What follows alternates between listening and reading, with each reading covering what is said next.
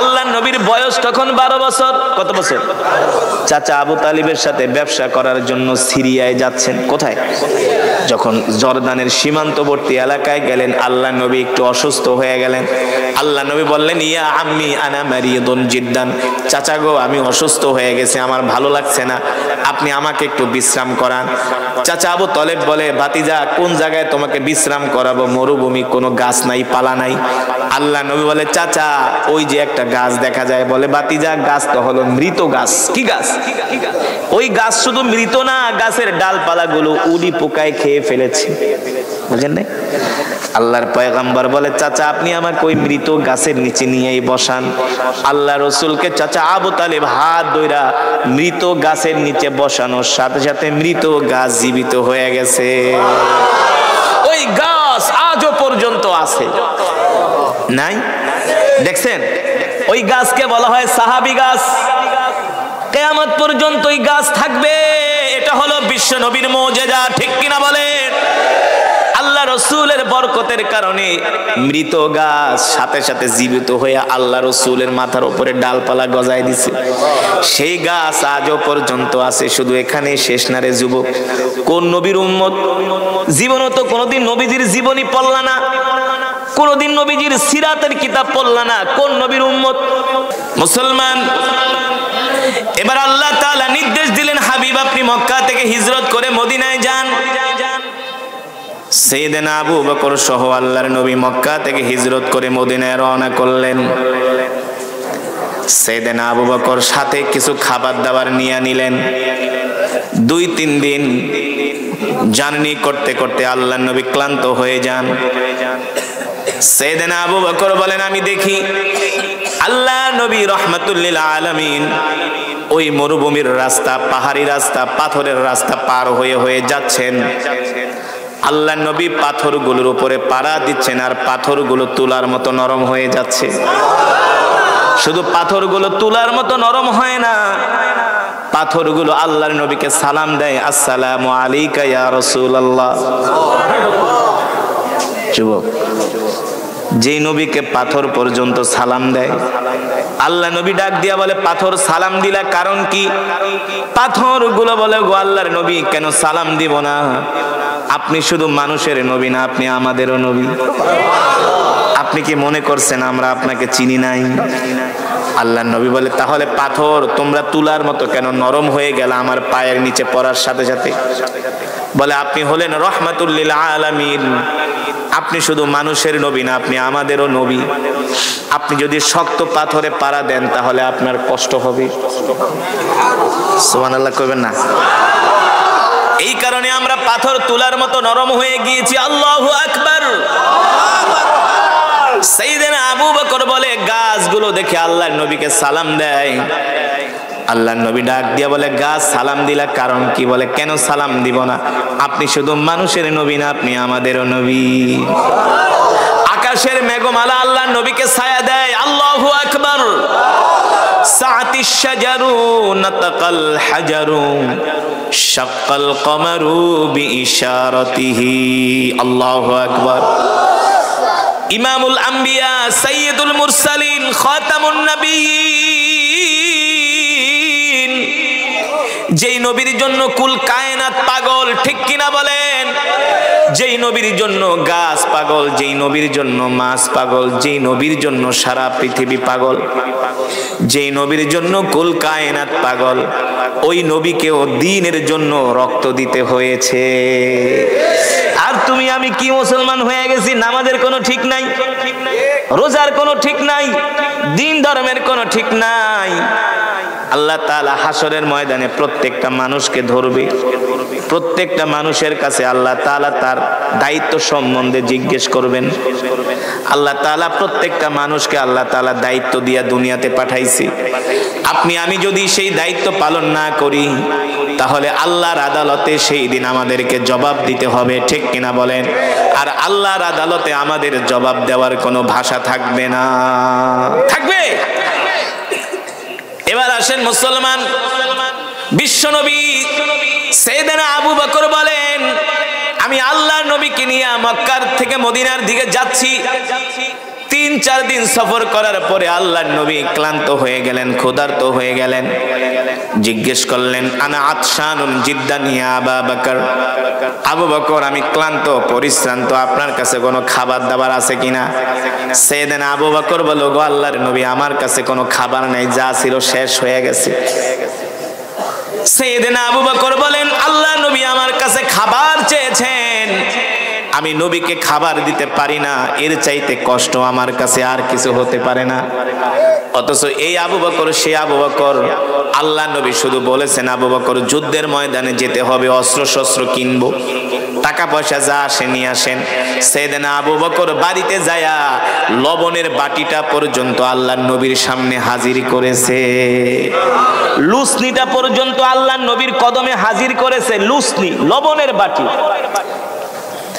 আল্লাহ রাব্বুল আলামিনের হাবিব জিজ্ঞেস করে, আবু বকর সব নিয়ে আসছেন, কিছু কি বাড়িতে রাইখা আসেন নাই? ওগো আল্লাহর নবী যা ছিল লবণের বাটিটা পর্যন্ত নিয়ে আসছি, কিচ্ছু রাইখা আসি নাই। তাহলে বাড়িতে কি রেখে এসেছেন? সাইয়েদনা আবু বকর বলেন, বাড়িতে আল্লাহ আল্লাহর রাসূলকে রেখে এসেছি,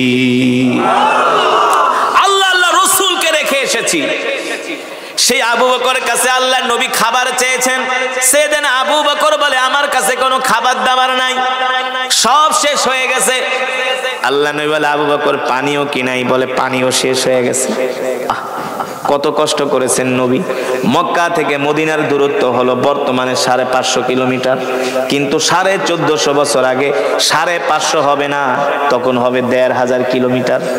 কারণ ওই সময় তো আধুনিক রাস্তাঘাট ছিল, পাহাড়ি পথ, মরুভূমির পথ, আঁকাবাঁকা পথ, জঙ্গল পাড়ি দিয়া যেতে হয়েছে মক্কা থেকে মদিনায়। বর্তমানের বিজ্ঞানীরা গবেষণা করে যে 1500 বছর আগে আল্লাহর পয়গম্বর মুহাম্মদ সাল্লাল্লাহু আলাইহি সাল্লাম কিভাবে হিজরত করলেন তাদের মাথায় আসে না। কিভাবে আসবে? তিনি তো রহমাতুল লিল আলামিন, ঠিক কিনা বলেন? এবার আল্লাহর নবী সাইয়েদনা আবু বকরকে ডাক দিয়া বলে, আবু বকর দেখেন তো আশেপাশে কোনো বাড়ি ঘর দেখা যায় কিনা, ভালো করে খেয়াল করেন, নাইলে ঘটনাটা বুঝবেন না। আল্লাহর পয়গম্বর বলে, আবু বকর দেখেন তো আশেপাশে বাড়ি ঘর দেখা যায় কিনা। সাইয়েদনা আবু বকর বলেন, শত শত কিলোমিটার রাস্তা, মরুভূমি, পাহাড়ি পথ, এখানে আবার বাড়িঘর আসবে কোথায়? এখানে তো কোনো জীব জন্তুও থাকে না, এমন গহীন অরণ্য। আল্লাহ নবী বাড়ি ঘরের কথা বলল, বুঝলাম না। সাইয়েদনা আবু বকর চিন্তায় পড়ে গেছেন। সাইয়েদনা আবু বকর বলে, আল্লাহ নবীর বরকতি জবান মোবারক দিয়া বাড়ি ঘর আছে কিনা এই কথা বলার সাথে সাথে আমি 10টা কদম দিতে দেরি, দেখি আমার চোখের সামনে একটা মরুভূমির মধ্যে বাড়ি দেখা যায়। জোরে বলেন সুবহানাল্লাহ, আল্লাহু আকবার। সাইয়েদনা আবু বকর বলে, আমি দেখি মরুভূমির মধ্যে একটা বাড়ি দেখা যায়। আমি আল্লাহর নবীকে ডাক দিয়া বললাম, নবীজি উনজুর ইলাল আমাম, সামনের দিকে তাকায় দেখেন ওই যে একটা বাড়ি দেখা যায়। আবু বকর বলে, আমার মাথায় ধরলো না। আল্লাহর নবী বলতে বলতে দেখি মরুভূমির মধ্যে বাড়ি দেখা যায়। আল্লাহ নবী বললেন, আবু বকর চলেন ওই বাড়িতে যে আমরা দুইজনে আশ্রয় নিব, তাদের থেকে আমরা মেহমানদারি গ্রহণ করব, আমরা তাদের কাছ থেকে পানি ঠানি চাইবো, খাবার দাবার চাইবো, কিছুক্ষণ সময় আমরা বিশ্রাম করব, তারপরে আবার রওনা দিব। সাইয়েদনা আবু বকর বলেন, আমি আল্লাহ রাসূলের হাত মোবারক ধরে ওই বাড়ির দিকে হেঁটে যাচ্ছি। যেতে যেতে যেতে যেতে যখন বাড়ির সামনে গেলাম, দেখি মরুভূমির মধ্যে ভাঙ্গা একটা কুঠুরি, ভাঙ্গা একটা ঘর, ভিতর থেকে দরজা লাগানো। আল্লাহ নবী বলে, আবু বকর যান ঘরের দরজায় নক করেন। আমি যে ঘরের দরজায় নক করলাম, ইফতাহিল বাব, কে ঘরের দরজা খোলো। একবার, দুইবার, তিনবার বলার পরে কেউ কোনো সাড়া দেয় না। চতুর্থবারের সময় ঘর থেকে আওয়াজ আসলো, কে গো তোমরা, কোত্থেকে আসছো, কি তোমাদের পরিচয়? সাইয়েদনা আবু বকর বলে, জিতু মিনাল মক্কা ইলাল মদিনা, আমরা মক্কা থেকে আসছি দুইজন মানুষ। জিনা মিলাল মক্কা ইলাল মদিনা, আমরা দুইজন মানুষ মক্কা থেকে আসছি, আমরা মদিনায় যাব, আমরা দুইজন মুসাফির, আমরা দুইজন। তো তোমরা মুসাফির হলে আমার বাড়িতে কেন আসছো? সাইয়েদনা আবু বকর বলে, শোনো আমরা আসছি তোমার বাড়িতে, কিছুক্ষণ আমরা আশ্রয় গ্রহণ করতে চাচ্ছি, কিছুক্ষণ বিশ্রাম নিব। বলে তোমরা বিশ্রাম নিবা ভালো কথা, আমার বাড়িতে তো আমার স্বামী নাই, আমি তো একা মহিলা ঘরের মধ্যে। আমার নাম হলো উম্মে মাবাদ, আমার স্বামীর নাম হলো আবু মাবাদ। আমার স্বামী বকরি চড়ানোর জন্য মাঠে গেছে, সে বিকাল বেলা বাড়িতে আসবে। তো তোমরা দুইজন মেহমান আসছো, আমি তোমাদের কি খেদমত করব? সাইয়েদনা আবু বকর বলে যদি কোনো খাবার দাবার থাকে একটু দাও। বলে শোনো, আমরা এতটাই নিঃস্ব মানুষ, গরিব মানুষ, আমাদের ঘরে কোনো খাবার নাই। আমার স্বামী বকরি চড়ায়, সেই বকরি থেকে আমরা দুধ দোয়া দুইজন স্বামী স্ত্রী পান করি, আর গাছ থেকে কিছু খেজুর পেড়ে খেজুর খাই, এছাড়া আমাদের কাছে কোনো খাবার দাবার থাকে না। সাইয়েদনা আবু বকর বলে যদি খাবার দাবার না থাকে তাহলে একটু পানি পর্যন্ত দাও। বলে পানিও শেষ, পানিও। আল্লাহর নবী বলেন আবু বকর খাবারও নাই পানিও নাই। বলে না। হঠাৎ করে আল্লাহর নবী দেখেন উম্মে মাবাদের ঘরের সামনে একটা বকরি বাঁধা। কি বাঁধা? একটা বকরি বাঁধা। আল্লাহর নবী ডাক দিয়া বলেন আবু বকর, আপনি উম্মে মাবাদ থেকে অনুমতি নেন, ওর ঘরে যেহেতু খাবারও নাই পানিও নাই, আমরা ওই বকরি থেকে একটু দুধ দোয়া দুইজনে তৃষ্ণা নিবারণ করি। সাইয়েদনা আবু বকর বলল উম্মে মাবাদ, ইয়া উখতি, তোমার ঘরের সামনে একটা বকরি বাঁধা আছে, যদি অনুমতি দাও আমরা ওই বকরি থেকে দুধ দোয়া দুইজনে পান করি। ঘর থেকে উম্মে মাবাদ বলে পথিক, জানো না আমার ঘরের সামনে যেই বকরি বাঁধা আছে এই বকরিটা হলো অসুস্থ বকরি, হাঁটতে চলতে পারে না, দুধ দিবে কোত্থেকে? ওই হাঁটতে চলতে পারে না, এই কারণে আমার স্বামী ওকে ঘাস খাওয়ানোর জন্য মাঠেও নিয়ে যেতে পারে না। আল্লাহর নবী বলে আবু বকর, আপনি শুধু উম্মে মাবাদ থেকে অনুমতি নেন, অসুস্থ বকরি থেকে দুধ দোয়ানোর দায়িত্ব আমার। আর জোরে বলেন সুবহানাল্লাহ। সাইয়েদনা আবু বকর বিশ্বাস করেন আল্লাহর নবীর জবান মোবারক দিয়া যেহেতু এই কথা বলেছে, অসুস্থ বকরি থেকে অবশ্যই দুধ। সাইয়েদনা আবু বকর বলে উম্মে মাবাদ অনুমতি দাও, অনুমতি দাও। মহিলা মানুষ, অসুস্থ বকরি দুধ দেয় না। আল্লাহর নবী বলে আবু বকর আপনি শুধু অনুমতি আনেন। একবার দুইবার তিনবার বলার পরে মহিলা রাগ কইরা কয় যাও, পারলে দুধ দোয়ায় খাও, আমার কোনো আফসোস নাই। এবার আল্লাহর নবী বলে আবু বকর দুধ যে রাখবো পাত্র পাবো কোথায়? উম্মে মাবাদ থেকে একটা পাত্র চাই আনেন। আবু বকর বলেন, সাইয়েদনা আবু বকর বলে উম্মে মাবাদ একটা পাত্র দাও। উম্মে মাবাদ ঘর থেকে একটা সাগীরুন একটা ছোট পাত্র দিছে। আল্লাহর নবী বলে আবু বকর গো, এত ছোট পাত্রে হবে না, বড় পাত্র লাগবে। ওই মহিলা আরো রাগ করছে, কয় তোমরা আমার সাথে মজা করো না? একে বলছি অসুস্থ বকরি, দুধ দেয় না, হাঁটতে পারে না, চলতে পারে না, দিছি ছোট পাত্র। বলে ছোট পাত্রে হবে না, বড় পাত্র লাগবে। বুঝলাম না, আমার কথা কি তোমরা বিশ্বাস করো না? সাইয়েদনা আবু বকর বলে উম্মে মাবাদ যেটা বলছি সেটা করো, বড় একটা পাত্র দাও। এবার মহিলা রাগ কইরা বড় একটা পাত্র ঘরের থেকে কয় নাও। ঘরের থেকে দিয়া কয় দেখি তো আমার বাড়িতে কে দুইজন মেহমান আসছে, আমার দেখার তো দরকার আছে না? উম্মে মাবাদ বলে ওয়াল্লাহি রব্বিল কাবা, রবের কাবার কসম খায়া বলি, আমি যখন ঘরের দরজাটা একটু ফাঁকা করে বাইরের দিকে তাকাইলাম, আমার চোখের নজর যায়া আল্লাহর নবী যুবক মুহাম্মদ সাল্লাল্লাহু আলাইহি সাল্লামের দিকে পড়লো। আমি তার দিকে তাকানোর সাথে সাথে আমি আমার আর চোখের নজর ফিরাইতে পারি না। আমি এক নজর আল্লাহর নবীর দিকে তাকায় আছি আর মনে মনে চিন্তা করি এত সুন্দর আবার মানুষ হয় নাকি? আমি কাকে দেখলাম এত সুন্দর চেহারা?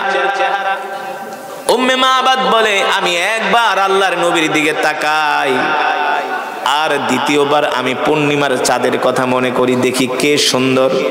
উম্মে মাবাদ বলে আল্লাহর কসম করে বলি চাঁদের চেয়েও যুবক মুহাম্মদ সুন্দর।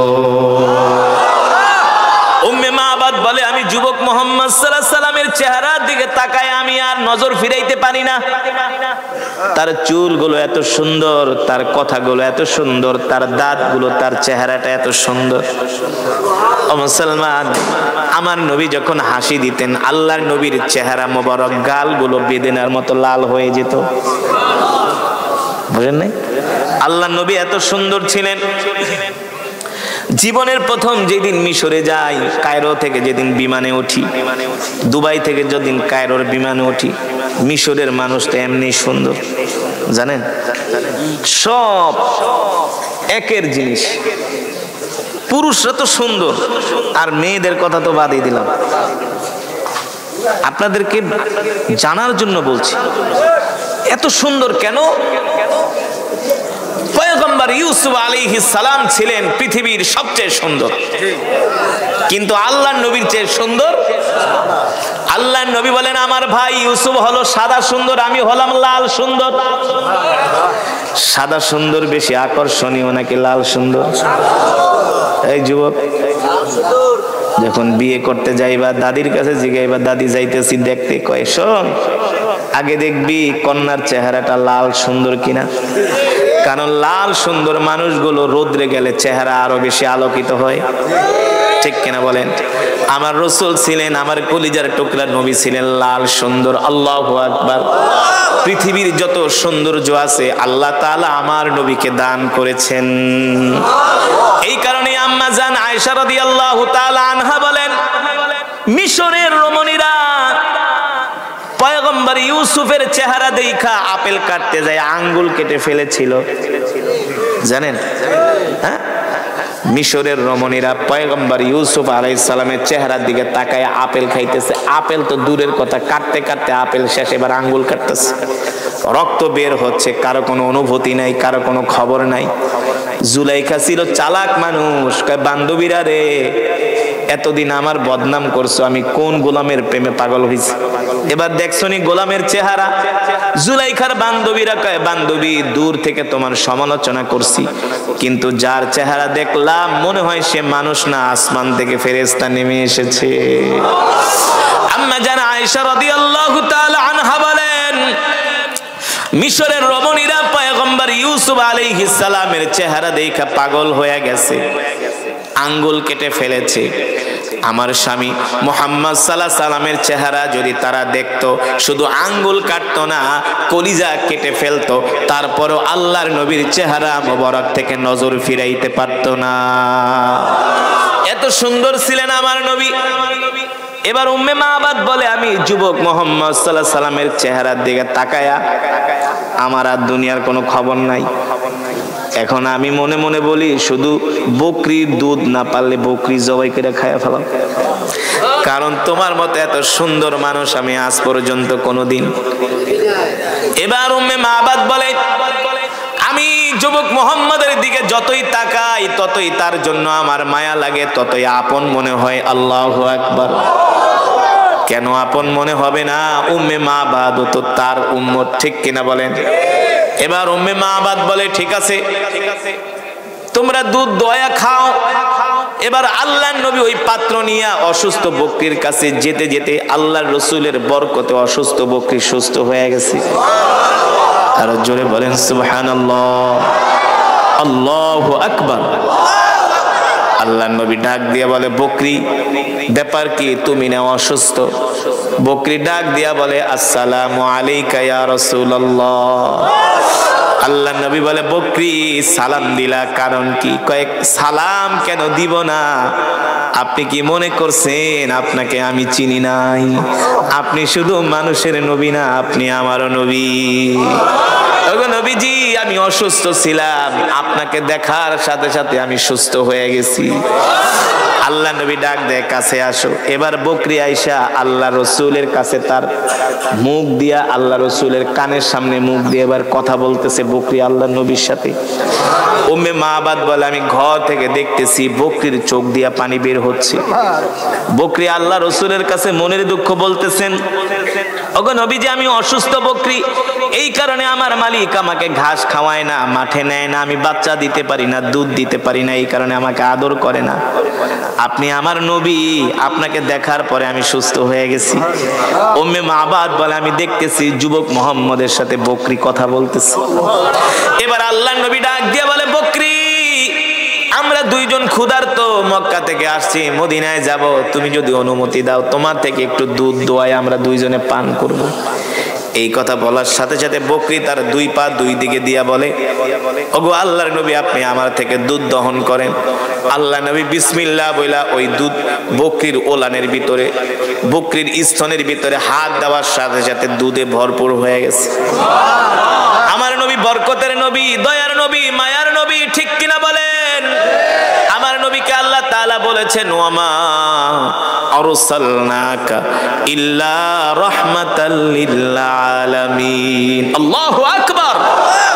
আল্লাহর নবীর বয়স তখন 12 বছর। কত বছর? চাচা আবু তালিবের সাথে ব্যবসা করার জন্য সিরিয়ায় যাচ্ছেন। কোথায়? যখন জর্দানের সীমান্তবর্তী এলাকায় গেলেন, আল্লাহ নবী একটু অসুস্থ হয়ে গেলেন। আল্লাহ নবী বললেন, ইয়া আম্মি আনা মারিয়াদুন জিদ্দান, চাচা গো, আমি অসুস্থ হয়ে গেছি, আমার ভালো লাগছে না, আপনি আমাকে একটু বিশ্রাম করান। চাচা আবু তালেব বলে, ভাতিজা, কোন জায়গায় তোমাকে বিশ্রাম করাবো? মরুভূমি, কোনো গাছ নাই, পালা নাই। আল্লাহ নবী বলে, চাচা, ওই যে একটা গাছ দেখা যায়। বলে, ভাতিজা, গাছ তো হলো মৃত গাছ। কি গাছ? ওই গাছ শুধু মৃত না, গাছের ডালপালা গুলো উড়ি পোকায় খেয়ে ফেলেছে, বুঝেন নাই? আল্লাহর পয়গম্বর বলে, চাচা, আপনি আমাকে ওই মৃত গাছের নিচে নিয়েই বসান। আল্লাহ রসুলকে চাচা আবু তালেব হাত ধইরা মৃত গাছের নিচে বসানোর সাথে সাথে মৃত গাছ জীবিত হয়ে গেছে। ওই গাছ আজও পর্যন্ত আছে, নাই? দেখছেন? ওই গাছকে বলা হয় সাহাবী গাছ। কিয়ামত পর্যন্ত ওই গাছ থাকবে। এটা হলো বিশ্ব নবীর মুজিজা, ঠিক কিনা বলেন? আল্লাহ রসুলের বরকতের কারণে মৃত গাছ সাথে সাথে জীবিত হয়ে আল্লাহ রসুলের মাথার উপরে ডালপালা গজায় দিছে। সেই গাছ আজও পর্যন্ত আছে। শুধু এখানে শেষ না রে যুবক। কোন নবীর উম্মত? জীবনও তো কোনোদিন নবীজির জীবনী পড়লা না, কোনদিন নবীজির সিরাতের কিতাব পড়লা না। কোন নবীর উম্মত? জীবনী পড়ো অমক বন্দ্যোপাধ্যায়, চট্টোপাধ্যায়, চ্যাটার্জি, ব্যানার্জি, রবীন্দ্রনাথের, যাদের চরিত্রের কোনো ঠিক নাই। কিন্তু বিশ্ব নবীর জীবনীটা যদি পড়তারে যুবক, তুমি যতই পাথরের মতো হৃদয় হোক না কেন, তোমার চোখ দিয়ে ঝরঝর করে পানি পড়তো।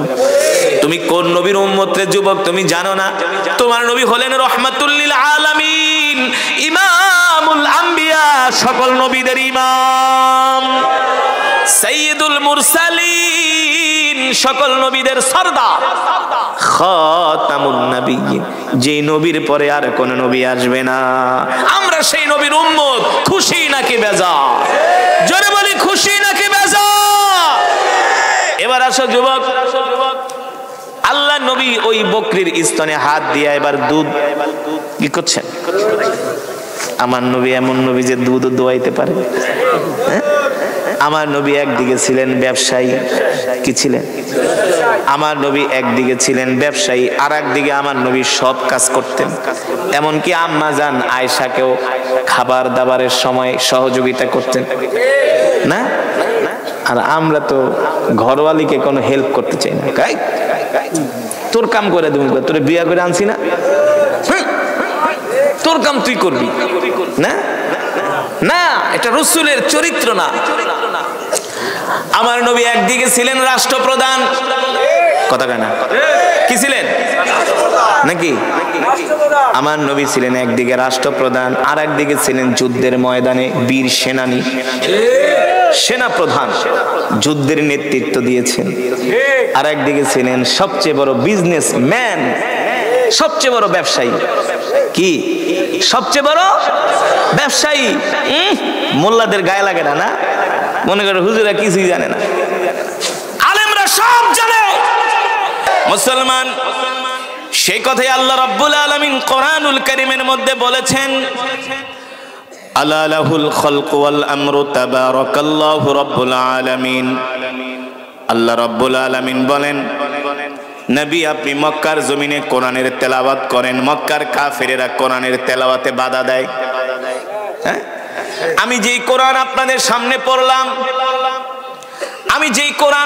সামনে পড়লাম, এই কোরআনুল কারীম যখন আল্লাহর নবী মক্কার জমিনে তেলাওয়াত করত, আবু জেহেল আবু লাহাবরা কোরআনের তেলাওয়াতে বাধা দিত, ঠিক কিনা বলেন?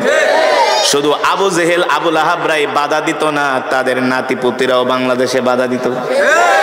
আজকে কোথায় গেল তারা? তারা তো বলেছিল 2040 সাল 41 সাল পর্যন্ত ক্ষমতায় থাকবে, কেউ তো বলেছিল আজীবন। কিন্তু আমরা তাদেরকে ইনিয়ে বিনিয়ে বোঝানোর চেষ্টা করছি, শোনেন, ক্ষমতার মালিক পৃথিবীর কোন রাষ্ট্রপ্রধান নয়, ক্ষমতার মালিক হলেন আল্লাহ। কোরআনে আছে কি আছে না? জোরে বলেন। বাংলাদেশের যেখানে ওয়াজে যাইতাম, অনেক মানুষ আইসা কান্না করে কইতো, হুজুর কবে মুক্তি পাবো? মনে হয় না মুক্তি পাবো। আমি বলি, আপনার ঈমানই নাই। আপনারাও পরিকল্পনা করেন, আল্লাহ পরিকল্পনা করে, ঠিক কিনা বলেন? আল্লাহ তাআলা বলেন, কুলিল্লাহুম্মা মালিকাল মুলকি তুতিল মুলকা মান তাশা ওয়া তানজিউল মুলকা মিম্মান তাশা ওয়া তুইজ্জু মান তাশা ওয়া তুযিল্লু মান তাশা বিয়াদিকাল খায়র ইন্নাকা আলা কুল্লি শাইইন কাদির। আল্লাহ রাব্বুল আলামিন বলেন, নবী দুনিয়ার রাজা বাদশাদেরকে বলে দেন, দুনিয়ার মানুষদেরকে বলে দেন, মুলকের মালিক আমি আল্লাহ, রাজত্বের মালিক আমি আল্লাহ, ক্ষমতার মালিক আমি আল্লাহ, সার্বভৌমত্বের মালিক আমি আল্লাহ। দুনিয়ার কোন মানুষ ক্ষমতার মালিক হতে পারে না, সার্বভৌমত্বের মালিক হতে পারে না, ঠিক কিনা বলেন?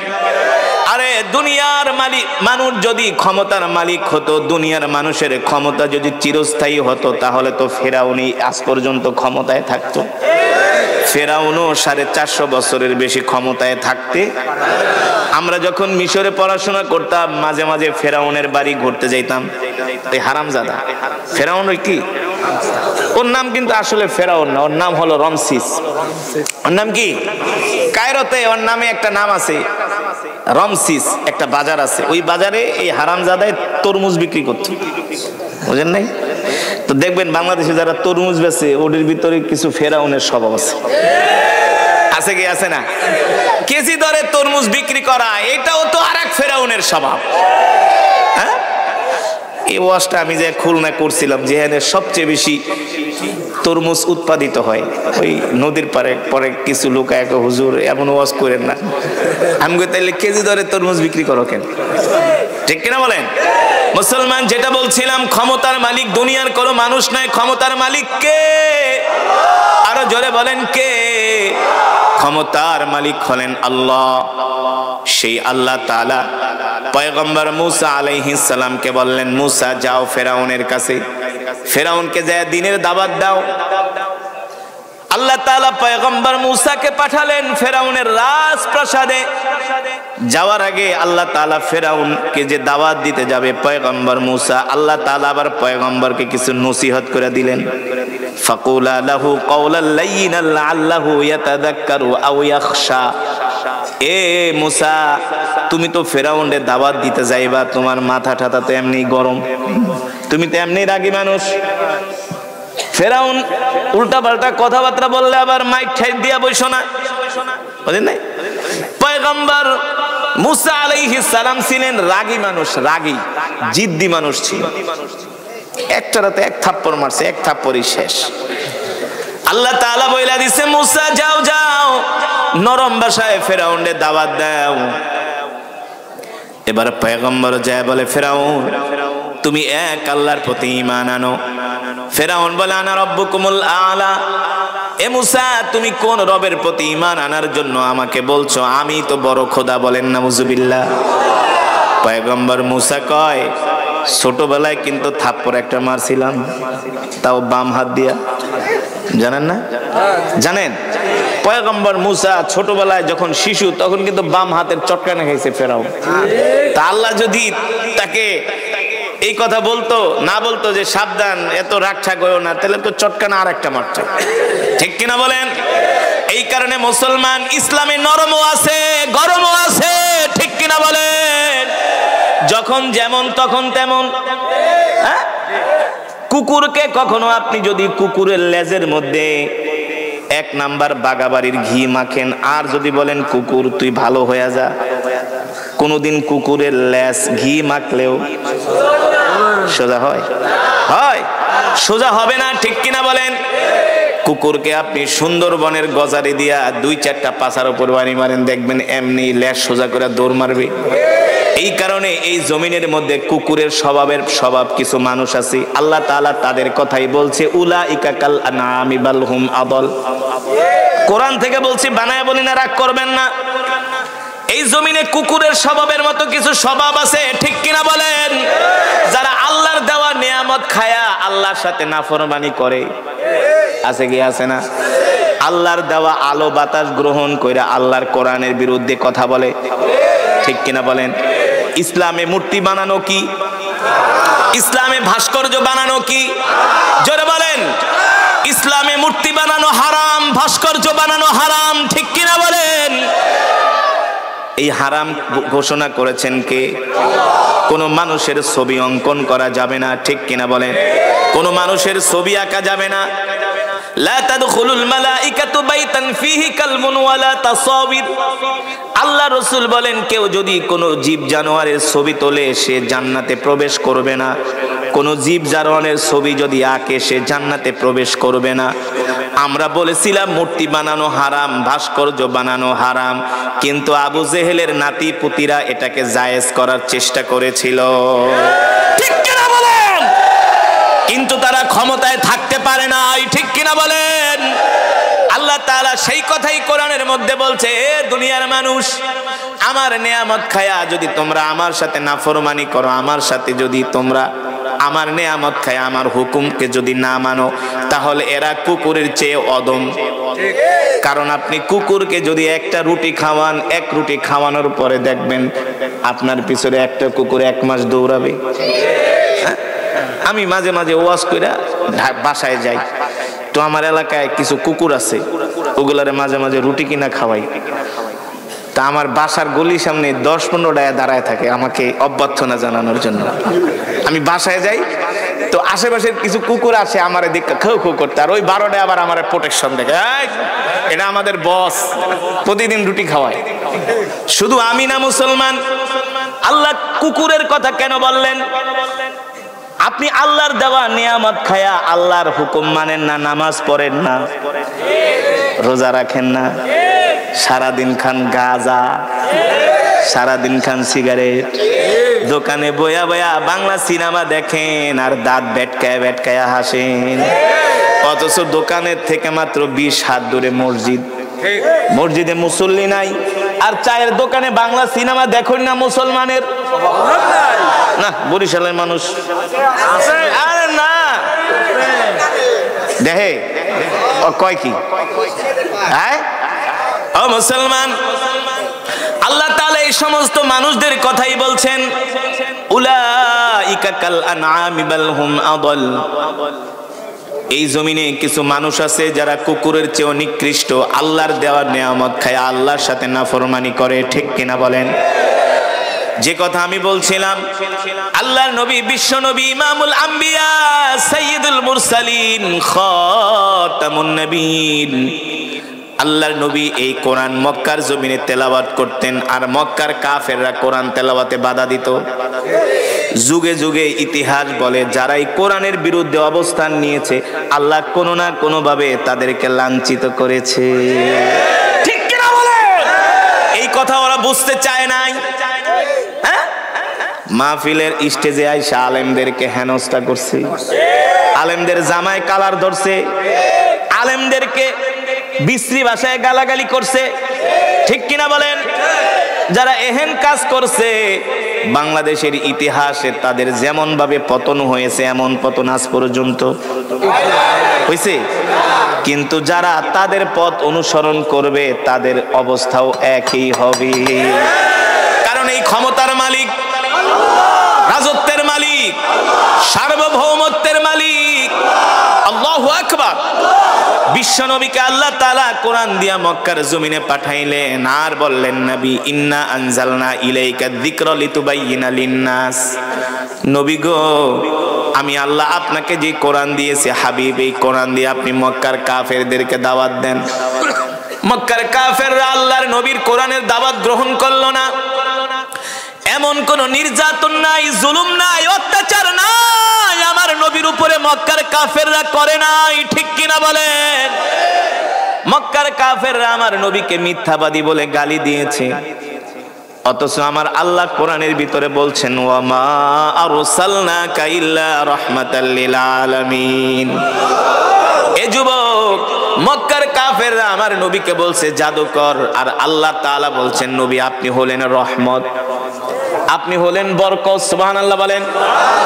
মক্কার কাফেররা আমার নবীকে বলছে নির্বংশ, আল্লাহ তাআলা বলে ইন্না আতাইনাকাল কাউসার ফাসাল্লি লিরাব্বিকা ওয়ানহার ইন্না শানিয়াকা হুয়াল আবতার। নবী গো, আপনি নির্বংশ না, আপনি হলেন কাউসারের মালিক।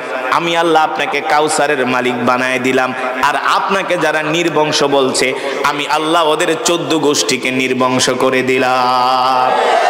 আপনারাই দেখেন আজ পর্যন্ত কোন কাফেরের নাম আবু জেহেল শুনছেন নাকি? আপনার বাপ দাদার ভিটা থেকে যদি আপনাকে উচ্ছেদ করে আপনি কি করবেন? আপনাদেরকে যদি বলা হয় এই বামরাইল ছেড়ে চলে যাবি, কি করবেন? জীবন দিয়া দিবেন না, কোবাইবেন বলতেছেন। কিন্তু আমার নবীকে মক্কার কাফেররা মক্কা থেকে বের করে দিছে, নিজের মাতৃভূমি ছাড়া করেছে, বাপ দাদার ভিটা ছাড়া করেছে। নবীর উপরে এমন অত্যাচার, নির্যাতন, জুলুম মক্কার কাফেররা শুরু করে দিছে। শেষ পর্যন্ত আল্লাহ তাআলা বললেন হাবিব আপনি আর মক্কায় থাকবেন না, আপনি মক্কা থেকে হিজরত করে মদিনায় চলে যাবেন। এই দ্বীনের জন্য, ইসলামের জন্য, আল্লাহর কোরআনের জন্য শেষ পর্যন্ত নবী মক্কায়ও থাকতে পারলেন না। আর যুবক, তুমি আমি মুসলমান, তুমি আমি আল্লাহর দ্বীনের জন্য, কোরআনের জন্য কতটুকুন স্যাক্রিফাইস করছি? তোমার আমার কতটুকুন কোরবানি, কতটুকুন কন্ট্রিবিউশন, আমরা কতটুকুন আল্লাহর জমিনে দ্বীন কায়েমের জন্য রক্ত ঝরাইছি? কথা কয় না? আল্লাহর জমিনে দ্বীন কায়েমের জন্য, কোরআনের আইন প্রতিষ্ঠা করার জন্য আমরা কতটুকুন রক্ত দিছি? আল্লাহর কাছে জবাব দিতে হবে কি হবে না? জোরে বলেন। অথচ যুবক, যেই নবী হলেন রাহমাতুল লিল আলামিন, যেই নবীর শরীর মোবারকে মশা মাছি বসা ছিল হারাম, ওই নবী কোরআনের কথা বলার কারণে আল্লাহর নবীর শরীরকে পাথর মেরে রক্তাক্ত করা হয়েছে। কেমন রক্তাক্ত করা হয়েছে জানেননি? কেমন রক্তাক্ত করা হয়েছে? আম্মা জান আয়েশা রাদিয়াল্লাহু তাআলা আনহা, আল্লাহর নবী একদিন জামা মোবারক খুললেন, দেখে চালন ছিলেন, চালনের চালনির মতো আল্লাহর নবীর পুরা শরীরের ভিতরে দাগ আর দাগ, 1 ইঞ্চি জায়গাও বাকি নাই আল্লাহ রসুলের শরীরের মধ্যে দাগ। আম্মা জান আয়েশা বলেন গো আল্লাহর নবী, ছোটবেলায় কি আপনার বসন্ত হয়েছিল নাকি? আপনার কি কুষ্ঠরোগ হয়েছিল নাকি? আল্লাহর নবী বলে আয়েশা তুমি এটা কি বললা? আমার কুষ্ঠরোগ হবে, আমার বসন্ত হবে? আমি আল্লাহর পয়গম্বর রাহমাতুল লিল আলামিন, আমার শরীরের মধ্যে আল্লাহ মশা মাছি বসাকে হারাম করে দিয়েছে। আমার শরীরে মশা মাছি পর্যন্ত বসে না, আর আমার হবে কুষ্ঠরোগ। আম্মা জান আয়েশা বললেন তাহলে আপনার শরীরে এত কিসের দাগ? আল্লাহর নবী বলে আয়েশা আমি আজও পর্যন্ত সেই দিনগুলোর কথা ভুলতে পারি না। আম্মা জান আয়েশা বললেন ওগো নবী কোন দিনের কথা? বলে যেই দিন আমি কোরআনের দাওয়াত নিয়ে তায়েফের ময়দানে গিয়েছিলাম, তায়েফের মানুষগুলো আমাকে 5 কিলোমিটার রাস্তা দৌড়াইছে আর পাগলের মতো পাথর মারছে, আমার শরীরকে রক্তাক্ত করেছে। ও যুবক, ও মুসলমান, আল্লাহর নবীর এত কষ্ট, এত কোরবানি, এত ত্যাগ একমাত্র আল্লাহর জমিনে দ্বীন কায়েমের জন্য, ঠিক কিনা বলে? শেষ পর্যন্ত আল্লাহ তাআলা তার হাবিবকে বললেন নবী আপনি আর মক্কায় থাকবেন না, এবার আপনি মক্কা থেকে হিজরত করে মদিনায় যান। আল্লাহর নবী যখন মক্কা থেকে হিজরত করে সাইয়েদনা আবু বকরকে সহ যখন মদিনার দিকে রওনা হলেন, আল্লাহর নবী মক্কা থেকে 2-3 কিলোমিটার দূরে যায় বারবার বাইতুল্লাহর দিকে তাকান আর আল্লাহর নবী কান্না করেন। নিজের মাতৃভূমি ছেড়ে যেতে মন চায় না, নিজের বাপ দাদার ভিটা কেউ ছাড়তে চায় না। কিন্তু আল্লাহর নবী দ্বীনের জন্য, ইসলামের জন্য ছেড়েছেন। ও যুবক, এই কারণেই আল্লাহর নবী হাসরের ময়দানে প্রত্যেকটা যুবককে ধরবেন, প্রত্যেকটা মুসলমানকে ধরবেন যে আমি আল্লাহর দ্বীনের জন্য জান দিছি, মাল দিছি, রক্ত দিছি, পাথর খাইছি, তোরা আমার উম্মত হইয়া কি করছস? ঠিক কিনা বলেন? তোরা আমার উম্মত হইয়া কি করছস? অথচ আমাদের উচিত ছিল আল্লাহর জমিনে দ্বীন কায়েমের জন্য, কোরআনের আইন প্রতিষ্ঠা করার জন্য এই জমিনের মধ্যে আমাদেরকে আন্দোলন করা। ঠিক কিনা বলে? ঠিক কিনা বলেন? আজকে ওরা আমাদের ভোটে নির্বাচিত হয়ে এসি রুমের ভিতরে বৈশা বৈশা ওরা জনগণের অর্থ আত্মসাৎ করে আর জনগণের দফা ঠান্ডা করে। ঠিক কিনা বলেন? স্বাধীনতার 52 বছর হয়ে গেছে, একদল যায় আর একদল আসে, শুধু খাই খাই পার্টি। হ্যাঁ, খাই খাই পার্টি। এই অবস্থার পরিবর্তন হবে না যতদিন না পর্যন্ত আল্লাহর জমিনে কোরআনের আইন প্রতিষ্ঠা না হবে। কথাটা মনে রাখবেন, একদল আসবে আর একদল যাবে, কোনো পরিবর্তন হবে না।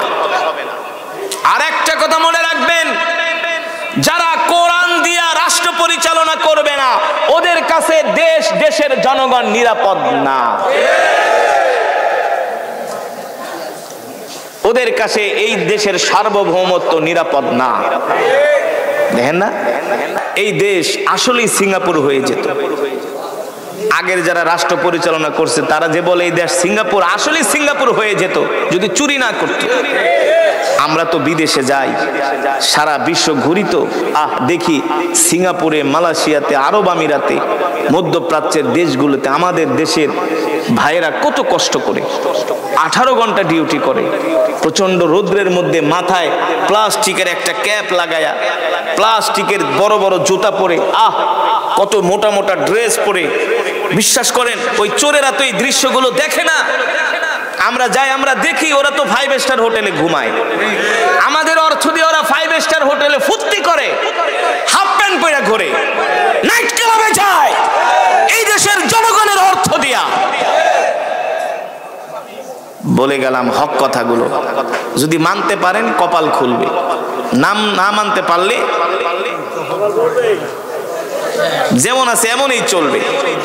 এই কারণে বলি, যাদের কাছে কোরআন আছে তাদের কাছে দেশ নিরাপদ। ঠিক কিনা বলেন? দেশের মানুষ নিরাপদ, দেশের সম্পদ নিরাপদ। এই দেশের মানুষ, পৃথিবীর এমন কোন দেশ নাই যেখানে বাংলাদেশের ওয়ার্কার নাই। আমি যেই মসজিদে জুমা পড়াই, আমার মসজিদটা 150 কোটি টাকা দিয়ে বানানো হয়েছে। গাজীপুর মাওনা হাজী আব্দুল সাত্তার জামে মসজিদ। আমার মসজিদের যিনি মোতাল্লি, অনেক বড় মিলিনিয়ার, বলে হুজুর কি বলবো, পৃথিবীর সেই শেষ প্রান্ত সুইজারল্যান্ড, নিউজিল্যান্ড, সেই জাপানের শেষ সীমায় যায়, সেখানেও দেখি বাংলাদেশের ড্রেস, মেড ইন বাংলাদেশ। আমার দেশের পোশাক শিল্প পৃথিবীর 2য় স্থান দখল করে আছে।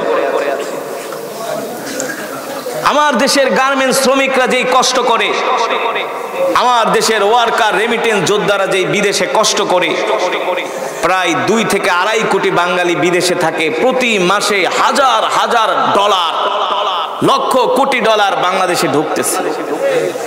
এই টাকাগুলো কোথায়? সব চোরেরা চুরি করে খেয়ে ফেলে। কারো কোনো বিচার হয়েছে? হয় নাই। বরিশালের যে রোড, এত গাড়ি অ্যাক্সিডেন্ট হয়, এই রোডটা আরো 20 বছর আগে 4 লেন হওয়ার দরকার ছিল। এই দেশের অর্থের অভাব নাই, কিন্তু যারা রক্ষক তারাই তো আজকে বক্ষকের কাতারে শামিল। ঠিক কিনা বলেন? আপনারা রাগ করতেছেন, কষ্ট পাচ্ছেন, বিশ্বাস করেন আমি এখানে কোনো রাজনীতি করতে আসি নাই, তবে হ্যাঁ আমি কোরআনের কথা বলতে আসছি। যদি এই দেশে কোরআনের শাসন থাকতো, দেখেন না জহিরুল ইসলাম বাংলাদেশের শীর্ষ ধনী ছিলেন, চুরি করার কারণে তার আঙ্গুল কেটে দেওয়া হয়েছে। কোরআনের আইন, আপনি কোরআনের আইন বাস্তবায়ন করেন, দেখবেন 1 পয়সা দুর্নীতি হবে না।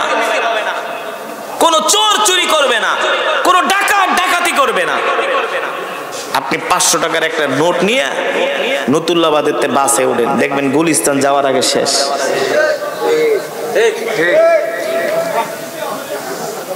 আর যদি ডাকাইতরা জানে যে কারি আসাদ বামরাইলতে ওয়াজ কইরা হাদিয়া ঠাদিয়া নিয়ে যাইতে আছে, গোর নদী যায় দাঁড়ায় থাকবে এই বড় বড় দাউলেয়া, হ্যাঁ, গাড়ির সামনে গাছপালায় আসসালামু আলাইকুম, হুজুর ভালো আছেন? হুজুর আপনাদের টাকা হালাল, আপনাদের টাকা কি হালাল, আর অন্য অন্য মানুষের টাকায় ভেজাল আছে, আপনাদের টাকার ভিতরে কোনো ভেজাল নাই, দেন যা আছে দেন। একবার দুইবার না 3 বার ধরছে আমাকে, ডাকাত 3 বার ধরেছে, গাড়ি ভেঙেছে, অর্থ নিয়েছে।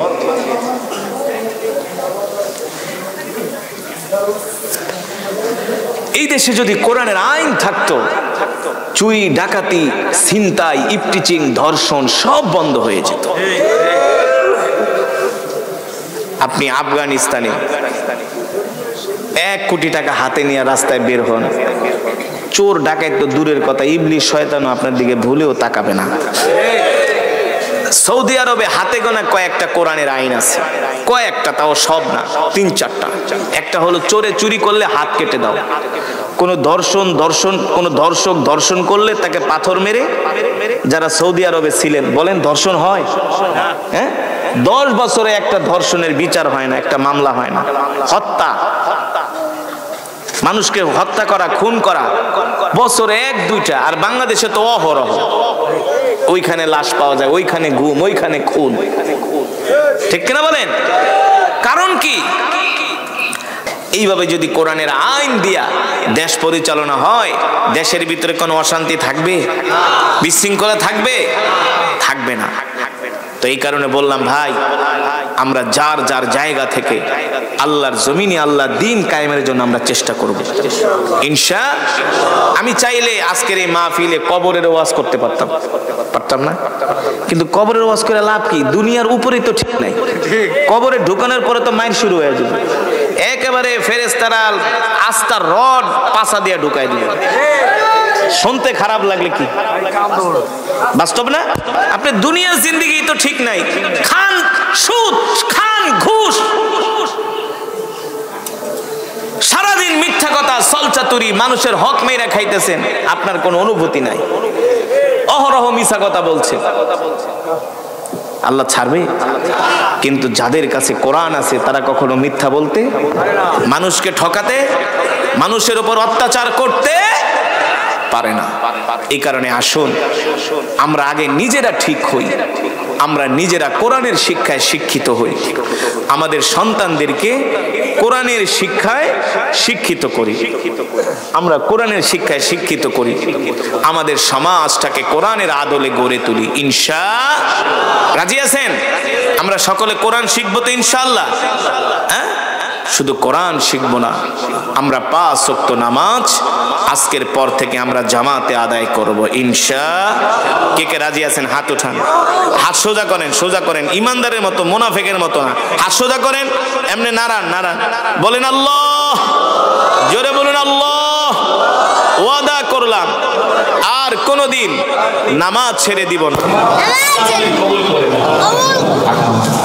নামাজ পড়লেন তো? নামাজ পড়লেন, এই কথার আওয়াজটা কিন্তু অত জোরে হয়নি।